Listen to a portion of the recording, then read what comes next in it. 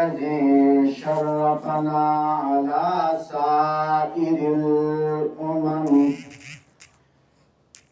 برسالة من اختصه من بين الأنام بجوامع الكلم وجواهر الحكم. وصلى الله تعالى على خير خلقه محمد وعلى آله وأصحابه. أعوذ بالله من الشيطان الرجيم. بسم الله الرحمن الرحيم.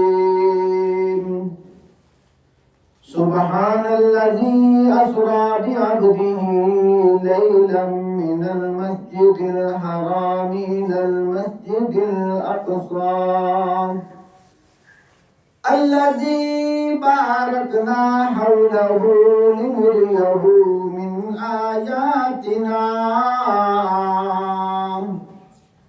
إنه هو السميع البصير. صدق الله العظيم. قال النبي صلى الله عليه وسلم: أنا خاتم النبيين لا نبي بعدي، أو كما قال عليه الصلاة والسلام. اللهم صل على محمد وعلى آل محمد كما صليت على إبراهيم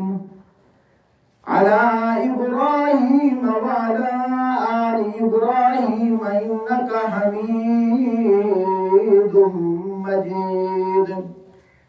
اللهم بارك على محمد وعلى آل محمد كما باركت على إبراهيم وعلى آل إبراهيم إنك حميد مجيد. محترم سامعین، بزرگوں، دوستوں، عزیزوں، صاحبوں، ساتھیوں،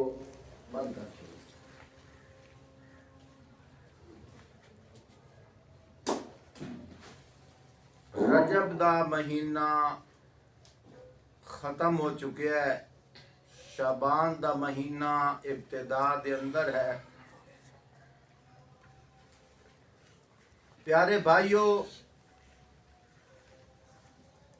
27 رجب پیارے آقا حضرت محمد صلی اللہ علیہ وآلہ وسلم نو معراج کرائی گئی۔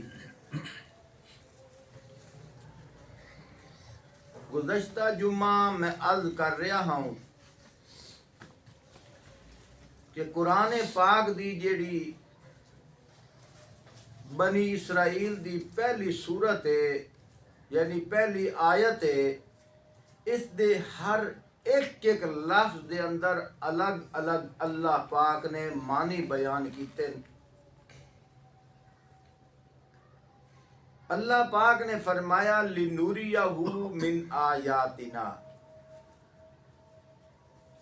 اپنے محبوب کو سیر اس لیے کرائی تاکہ ہم اپنی نشانیوں میں سے چند نشانیاں دکھائیں۔ سب سے پہلے تو بات یہ قابل غور ہے، معراج کا معنی کیا ہے؟ معراج عروج سے ہے۔ عروج کا معنی سیڑھی چڑھنا، بلندیاں حاصل کرنا، ترقی پر جانا۔ اور یہ ترقی بھی دو طرح کی ہے، عروج بھی دو طرح کا ہے، بلندی بھی دو طرح کی ہے۔ ایک بلندی انسان اپنے جسم کے ساتھ چڑھتا ہے، اور ایک بلندی انسان ایک جگہ پہ بیٹھا ہو اور اس کا سکیل بڑھتا ہے۔ مثال کے طور پر ایک آدمی ہے، اس نے چھت پہ جانا ہے، سیڑھیوں کے ذریعے سے اوپر جائے گا۔ اگر دیکھا جائے 22 فٹ مکان ہے، اس کی منزل ہے، اور ہر فٹ کے بعد، ہر پیمانے کے بعد ایک سیڑھی آتی ہے۔ جب آدمی پہلی سیڑھی پہ چڑھے گا تو اس کا کیا مطلب ہے؟ جسمانی حالت میں 1 فٹ اوپر چلا گیا۔ دوسری سیڑھی چڑھا، 2 فٹ اوپر چلا گیا۔ اگر ساری سیڑھیاں عبور کر گیا، کیا مطلب؟ 22 فٹ اوپر چلا گیا ہے۔ یہ ہے جسمانی عروج۔ اور ایک روحانی عروج بھی ہے۔ انسان بیٹھا ایک جگہ ہے، مثال کے طور پر سکول کا ماسٹر ہے، پرائمری ٹیچر ہے، بیٹھا ایک جگہ ہے، 14ویں سکیل پہ کام کر رہا ہے، اس کو پرموٹ کیا گیا، اس کو ترقی ملی، 15ویں 16ویں سکیل میں چلا گیا۔ اب اس نے بھی بلندیاں حاصل کی ہیں، لیکن جسم حرکت نہیں کر رہا، بیٹھا ایک جگہ ہے، لیکن مرتبے کے لحاظ سے اس نے سیڑھی اوپر کراس کی ہے۔ تو اللہ پاک نے میرے نبی پاک صلی اللہ علیہ وآلہ وسلم کو یوں سمجھو دونوں معراج کرائے ہیں۔ جسمانی معراج، سیڑھیاں اوپر، اس سے کیا مراد؟ آسمان کو اگر سیڑھیاں دیکھا جائے تو 7 سیڑھیاں اوپر چلے گئے۔ سبحان اللہ۔ اور جسمانی اور روحانی معراج، تمام انبیاء کو، تمام رسول کو پیچھے کھڑا کیا اور ان کو بتایا یہ وہ ہے جس کا سکیل تمہارے آنے سے پہلے، ان کے آنے سے پہلے عالم ارواح کے اندر تمہاری روحیں جمع کی ہیں، اس سے پہلے بھی میری مشیت میں یہ وہ ہے جس کا سکیل بلند ہے، لیکن بتایا آج جا رہا ہے۔ سبحان اللہ۔ اگر تم نے پہلی کتابوں کے اندر سنا ہے، پڑھا ہے، لیکن مشاہدہ نہیں کیا، آج مشاہدہ کر لو۔ اس واسطے اللہ پاک نے فرمایا سبحان الذی اسری بعبدہ لیلا من المسجد الحرام الی المسجد الاقصی الذی بارکنا حولہ لنریہ من آیاتنا انہ هو السمیع البصیر۔ فرمایا پاک ہے وہ ذات جو لے گیا اپنے بندے کو۔ یہاں بات بڑی عجیب کی جا رہی ہے۔ سب سے پہلے اللہ پاک نے سبحان کا ذکر کیا ہے۔ یہ ذکر کیوں کیا ہے؟ اس لیے نبی پاک صلی اللہ علیہ وآلہ وسلم معراج کی رات جتنا سفر کیا ہے، جو منزلیں طے کی ہیں، عقل تو نہیں مانتی، انسان کے بس میں نہیں ہے۔ انسان سوچو بچار میں پڑ جاتا ہے، یار یہ کیسے ہو سکتا ہے؟ اس لیے اللہ پاک نے سبحان کا ذکر فرما کر ارشاد فرما رہے ہیں جانے والے کو نہ دیکھو، لے جانے والے کو دیکھو۔ سبحان اللہ۔ اس لیے فرمایا سبحان، وہ ہر اسباب سے مبرہ ہے، کسی سبب کا وہ محتاج نہیں ہے۔ اس لیے فرمایا سبحان، پاک ہے وہ ذات جو لے گیا اپنے بندے کو۔ نبی پاک صلی اللہ علیہ وآلہ وسلم ارشاد فرماتے ہیں مقام حتیم، میں سو رہا تھا، حضرت جبرائیل علیہ السلام آئے، انہوں نے جگایا، میرا سینہ چاک کیا، میرا سینہ چاک کرنے کے بعد میرا دل نکالا اور میرے دل کو فرمایا دھویا گیا اور انوارات سے بھر دیا گیا۔ یہاں ایک نکتہ پیش کرنے لگا ہوں، توجہ کیجئے۔ فرمایا اگر نبی نیند کرنے لگ جائے، نیند کی آغوش میں چلا جائے وضو کی حالت میں، فرمایا نبی کا وضو نہیں ٹوٹتا، لیکن اگر امتی نیند کی آغوش میں چلا جائے وضو کی حالت میں، اس کا وضو ٹوٹ جاتا ہے۔ کس لیے؟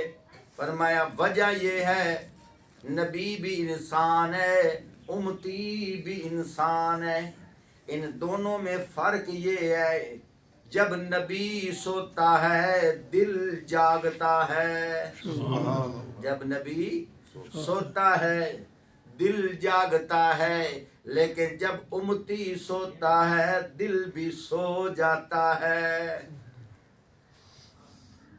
اور اللہ کی قدرت انسان کو کسی قسم کی کوئی تکلیف آئے، کوئی عضو علیحدہ ہو جائے، انسان کے زندہ رہنے کا چانس ہے۔ اگر دل علیحدہ ہو جائے زندگی کا چانس خطرے میں ہے۔ میرے بھائیوں یہاں دیکھو دل کو علیحدہ کر دیا گیا، لیکن آپ صلی اللہ علیہ وآلہ وسلم فرماتے ہیں میں دیکھ رہا تھا، میں دیکھ رہا تھا، میرے سینے کو چاک کیا جا رہا تھا، میں دیکھ رہا تھا، میرے دل کو نکالا گیا، میں دیکھ رہا تھا، میرے دل کو دھویا گیا، انوارات بھر دیے گئے، میں دیکھ رہا تھا۔ دوبارہ اسی جگہ دل رکھ کر سینہ سلائی کر دی، فرمایا میں دیکھ رہا تھا۔ آقا صلی اللہ علیہ وآلہ وسلم کو فرمایا گیا کہ اب چلنا ہے، کدھر جانا ہے؟ فرمایا اللہ پاک نے آپ کو بلایا ہے۔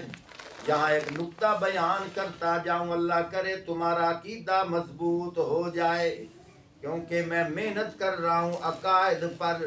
ہمارا عقیدہ ہے اللہ کی ذات ہر جگہ حاضر ناظر ہے۔ بے شک بے شک بڑے نکتے کی بات کر رہا ہوں، اللہ کی ذات ہر جگہ ہے۔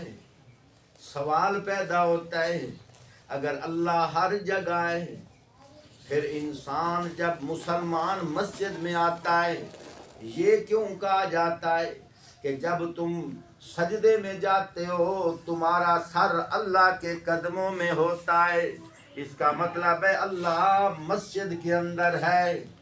فرمایا پھر یوں کیوں کہا جاتا ہے کہ جب حضرت موسیٰ علیہ السلام اللہ سے ملاقات کرنی ہوتی تو کوہ طور پہ جاتے، اس کا مطلب ہے اللہ کوہ طور پہ ہے۔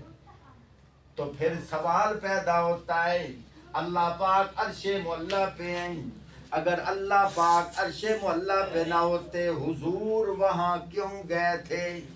اس کا مطلب ہے ایک کہتا ہے اللہ اپنے گھر کے اندر ہے، یعنی اللہ مسجد کے اندر ہے۔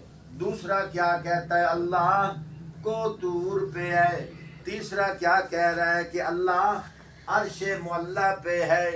اگر اللہ گھر میں اللہ مسجد میں نہ ہوتے تو پھر یوں کیوں کہا جاتا کہ تمہارے سر اللہ کے قدموں پہ ہے؟ سمجھ آ رہی ہے نہیں آ رہی؟ اگر اللہ کو طور پہ نہ ہوتے، اللہ پاک نے موسیٰ کلیم اللہ کو طور پہ کیوں بلایا تھا؟ اگر اللہ عرش پہ نہ ہوتے تو اللہ پاک نے حضرت محمد مصطفیٰ کو عرش معلیٰ پہ کیوں بلایا تھا؟ توجہ کیجئے توجہ، علماء نے بڑا نکتہ بیان کیا ہے، فرمایا اللہ تو پوری کائنات میں ہے۔ اللہ تو بس یہ نکتہ ہی سنو، ٹائم تک ختم ہو گیا۔ اللہ تو پوری کائنات میں ہے۔ اللہ پاک خود فرماتے ہیں وَلِلَّهِ الْمَشْرِقُ وَالْمَغْرِبُ فَأَيْنَمَا تُوَلُّوا فَثَمَّ وَجْهُ اللَّهِ۔ مشرق بھی اللہ دا، مغرب بھی اللہ دا، تسی جدے منہ کرندے ہو اللہ ادا ہی ہوندا ہے۔ اللہ پاک نے کیا فرمایا؟ سبحان اللہ، ما یکون من نجوا ثلاثۃ الا هو رابعهم ولا خمسۃ الا هو سادسهم ولا ادنى من ذلك ولا اکثر الا هو معهم اینما كانوا ثم ينبئهم بما عملوا يوم القیامة ان اللہ بكل شیء علیم۔ اللہ پاک کیا فرماتے ہیں؟ فرمایا جہاں تم تین ہوتے ہو وہاں چوتھا اللہ ہوتا ہے۔ اللہ پاک نے قرآن پاک کے اندر فرمایا ہے، فرمایا جہاں تم پانچ ہوتے ہو وہاں چھٹا اللہ ہوتا ہے۔ ما یکون من نجوا ثلاثۃ الا هو رابعهم ولا خمسۃ الا هو سادسهم ولا ادنى من ذلك، اگر تم تعداد میں کم ہوتے ہو، ولا اکثر اگر تم زیادہ ہوتے ہو، الا هو معهم اللہ تمہارے ساتھ ہے۔ آگے اللہ پاک نے فرمایا اینما یکونون، فرمایا الا هو رابعهم ولا خمسۃ الا هو سادسهم ولا ادنى من ذلك ولا اکثر الا هو معهم اینما کانوا، فرمایا جہاں بھی تم ہوتے ہو وہاں اللہ ہوتا ہے۔ جہاں تم ہوتے ہو وہاں اللہ ہوتا ہے۔ اگر تم دریاؤں میں ہو اللہ وہاں ہے، اگر تم ندی نالے پہ ہو اللہ وہاں ہے، اگر تم درختوں میں ہو اللہ وہاں ہے، جہاں بھی ہو اللہ وہاں ہے۔ تو سوال ہوتا ہے پھر مسجد میں کون ہے؟ سوال ہوتا ہے پھر کوہ طور پہ کون ہے؟ علماء نے لکھا ہے، فرمایا ایک بڑا افسر جو ہے نا اپنے متحدوں سے جب ملتا ہے، جتنا متحد کا رتبہ ہوتا ہے اس کے مقام کے مطابق اس سے ملاقات کرتا ہے۔ کسی سے ملاقات ٹیلی فون پہ کرتا ہے، کسی سے ملاقات کہتا ہے وہیں دور کھڑا ہو کے میرے ساتھ بات کر، کسی کو اپنے ساتھ بٹھا کر بات کرتا ہے۔ تو کیا مطلب؟ اس کے مرتبے کے مطابق۔ فرمایا مسلمان کا مرتبہ یہ ہے، اللہ فرماتے ہیں تو میرے گھر میں آ، ایسے سمجھ میں اللہ سے ملاقات کر رہا ہوں۔ موسیٰ کلیم اللہ کا مرتبہ اتنا ہے، اللہ نے فرمایا تو کوہ طور پہ آ، ایسے سمجھ میں تیرے ساتھ بات کر رہا ہوں۔ محمد مصطفیٰ کا مرتبہ اتنا ہے، اللہ نے فرمایا عرش معلیٰ پہ آ تاکہ دنیا کو پتہ چل جائے تیرا مقام اتنا بلند ہے۔ آخر دعوانا ان الحمدللہ۔